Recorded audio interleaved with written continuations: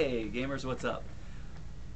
So now that we've all seen E3 and we've all soaked in all that information and everyone's picked their winners and decided who they liked best and what they liked best, I figured I would talk about E3 and tell you what I think.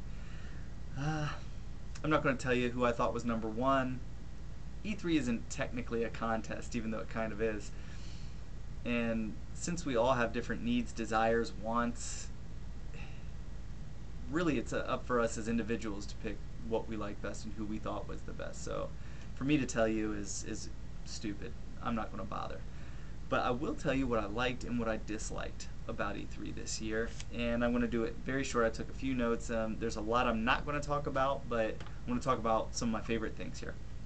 I'll start off with Sony.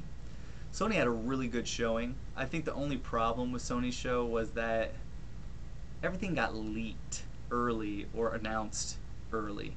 And some of that's not really Sony's fault, but it kind of took it took a lot of the thunder.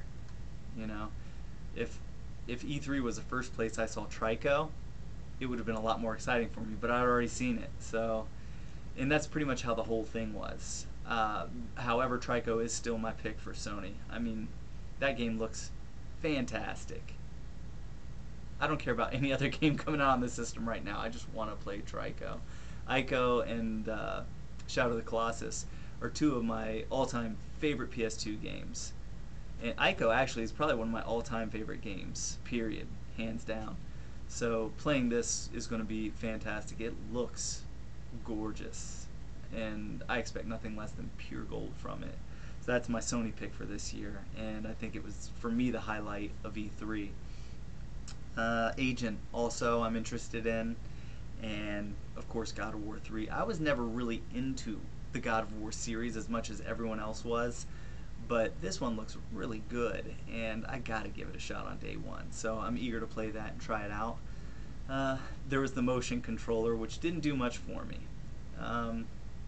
It, I guess it was what I expected it to be, and nothing more, nothing less. So, you know, I do think it's funny that in 2006 everyone laughed at Nintendo when they said we're coming out with a system that has a motion control, and everyone said I don't want to waggle my hands and I don't want to have to get up and move around, and now everyone's doing it. They they set the standard, and now everyone else wants to capitalize off of it. And you can put it however you want, but that's really what happened. Because there was motion control before Nintendo brought it to home game consoles. It was nothing new, but Nintendo implemented it, they did it properly, and now everyone wants a piece of the pie because it was so successful. They took gaming from here to here, you know? And I'm probably going to get some terrible comments for saying that, but hey, it's the fact. Nintendo's not afraid to pioneer a new type of technology in home game consoles, and it shows here. It was a success, and now Sony, the same people who scoffed at them, and Microsoft. I'm not just saying Sony. Microsoft's doing it too, because they laughed at Nintendo as well, and here they are, showing off their new motion controllers. So I thought that was funny. And since I'm talking about Nintendo, let's do Nintendo next. New Super Mario Bros. Wii, come on, forget about it. That's my pick. Fantastic. I cannot wait to play that game. And okay, fine, maybe it's because I'm an old school gamer and I grew up on Super Mario Brothers, and the original Super Mario Brothers is like my first all-time favorite game ever. But come on, if you don't think that game looks great, there's something wrong with you. Super Mario Galaxy 2 looked really good, and Metroid Other M, no one expected that. No one expected any of those titles, and I thought those were good surprises to throw out there for Nintendo. I was a little less than enthused with Wii Motion Plus and more Wii Fit, but what are you going to do? And for those hardcore gamers out there who are looking for good hardcore games for the Wii, the Conduit looks fantastic, and No More Heroes 2 is coming. So I think Nintendo just had a really good showing, and it was strong. And really, I couldn't be more excited. Growing up on Nintendo and loving Nintendo like I do, that's just fantastic for me. So, moving on to Microsoft. Microsoft's showing, It would have been a lot weaker if they hadn't shown Natal. Natal looked like really some impressive technology. They took the motion sensing, just like Sony did, and said we're going to do it, but they kind of took it to another level, and you got to give them credit for that. That's some Minority Report stuff, you know. So I'm pretty excited to see how that works. Just maybe for flipping through my Netflix and everything. I mean, just that is cool. So Natal looks all right. I'm interested in seeing how it plays out, and we'll see. I'm not definitely not going to say it's going to be a huge success, but it really looks like it's headed in that direction. Alan Wake, definitely my pick for Microsoft this year. That looks like an amazing game. Looks like it's going to have a great story, some deep plot, and fantastic gameplay. I'm expecting a lot out of that game, and I'm hoping they don't disappoint. Crackdown 2 looked really good. Oh, and I mean, who expected Kojima to walk out on the Microsoft stage?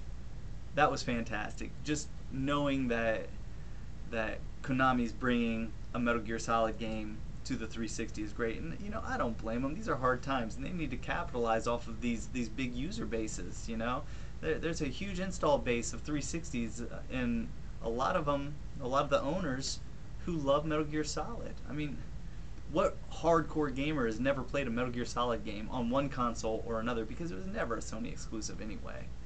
So, you know, that was really exciting and big news. I was stoked for that, and that was their shocking moment, of course. So really, that's it. Those are my favorite parts of E3 this year.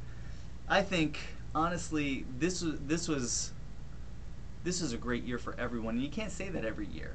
You know, always every year there's one company you go, they really didn't show anything. But this year was great for everyone, and I think what it really shows is, if you don't own all the consoles, or at least two consoles, you know, and maybe if you're so loyal to only one brand name, you're really missing out on some great games. I recommend getting hold of as many consoles as you can. You know, own them all and play everything you can, because you really don't want to sell yourself short. This is going to be a great year for gaming. I can't wait, and I'm going to play games on all these consoles, exclusives on all these consoles, and I'm going to love them. So try to keep that in mind. You know, don't be closed-minded. You know, and that's it. That's my thoughts on E3. I know there's a lot I didn't cover, so what can you do? I just want to make this quick and fun. I'm doing some more videos this week. This is going to be a heavy week for videos. I have a lot going on, so keep watching, and I will talk to you all soon.